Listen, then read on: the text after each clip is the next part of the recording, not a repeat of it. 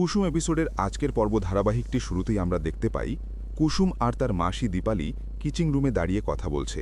ঠিক তখনই ইন্দ্রাণী গাঙ্গুলি কিচিং রুমে আসে এবং কুসুমকে শ্রদ্ধা করে বলে, কুসুম, তুমি কয়েক মাস ধরে আমাদের বাড়িতে এসেছ, অথচ এই বাড়ি পরিবারের মানুষের সঙ্গে এত ভালোভাবে মিলেমিশে গেছো, মনে হয় যেন অনেক দিন ধরে তুমি এই বাড়িতেই থাকো।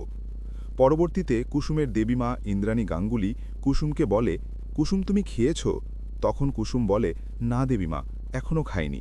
পরক্ষণে ইন্দ্রাণী গাঙ্গুলি কুসুমকে নিজের হাতে খাইয়ে দেয়। একটু পরে সিন ঘুরেই আমরা দেখতে পাই মীনাক্ষী ইন্দ্রাণী গাঙ্গুলির ঘরে যায় এবং তাকে জটিলতা নিয়ে বলে, বলছি দিদি, এই যে কুসুম মেয়েটা অনুশ্রীদের বাড়ি থেকে আসার পর আমার মনে হয় একটু হাবভাব বদলে গেছে। ইন্দ্রাণী গাঙ্গুলি বলে, না, আমার মনে হয় কুসুমের মধ্যে কোনো পরিবর্তনই আসেনি। পরবর্তীতে মীনাক্ষী বলে, না দিদি, আমার তো মনে হয় কুসুম ওই গ্রামে কি অবস্থায় ছিল, কি পরিচয় ছিল, এটা নিয়ে আমার মনে এখনও খটকা রয়ে গেছে। পরপৃষ্ঠে ইন্দ্রাণী গাঙ্গুলি মীনাক্ষীকে বলে, কুসুমকে নিয়ে কথা বলার আগে আরও দুবার ভাববি, ছোট বলে যাস না, ও এই বাড়ির আনন্দের কারণ। অন্যদিকে সিনে আমরা দেখতে পাই ইন্দ্রাণী গাঙ্গুলি আয়ুষের ঘরে যায় আর বলে, তোমার সাথে একটু কথা বলতে আসলাম। পরক্ষণে আয়ুষ তার মাকে বসতে দেয় আর বলে, হ্যাঁ মা, বল। তখন আয়ুষের মা বলে, রূপসার গ্রামে গিয়ে কত রকমের অভিজ্ঞতা হলো, ঈশানের জন্য, দাদার মন জয় করার জন্য এমন সমস্ত কাজ করলে যা তো আমরা কোনোদিন করনি। খুব কষ্ট হয়েছে না আই? তখন আয়ুষ বলে, না মা, না, কুসুম ছিল তো আমাদের পাশে, ও আমাদের অনেক যত্ন নিয়েছে, কোনো কষ্ট হয়নি আমাদের। পরক্ষণে ইন্দ্রাণী গাঙ্গুলি আয়ুষের মা আয়ুষকে জিজ্ঞাসা করে, আয়ুষ, কুসুমকে তোমার কেমন লাগে? মানে ও তো তোমার বন্ধু, আর বন্ধুই তো বন্ধুকে চিনতে পারে। ওর জন্য তো আমাকে পাত্র খুঁজতে হবে, কীরকম পাত্র ওর জন্য সেগুলো বুঝবার জন্যই তোমাকে জিজ্ঞেস করছি।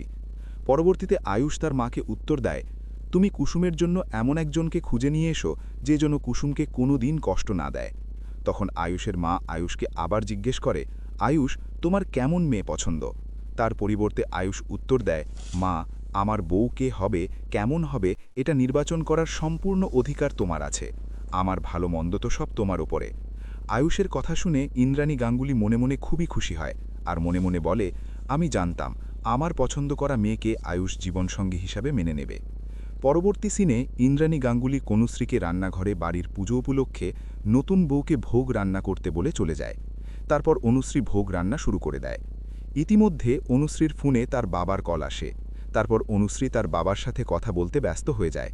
এদিকে মীনাক্ষী শয়তানি করে চুলোর আঁচটা বাড়িয়ে দিয়ে চলে যায়। পরবর্তীতে পায়েসটি পুড়ে যায়। কুসুম পায়েসটি রান্নাঘরে নিতে আসলে দেখে পায়েসটি পুড়ে গেছে। তখন কুসুম তার মাসি দীপালিকে বলে, এখন কি হবে? পরক্ষণে দীপালি কুসুমকে বুদ্ধি দেয়, তুই যে পায়েসটা অনুশ্রীকে শেখানোর জন্য বানিয়েছিলিস ওইটা নিয়ে চল। তারপর কুসুম ওই পায়েসটি নিয়ে পুজোর ঘরে চলে যায়।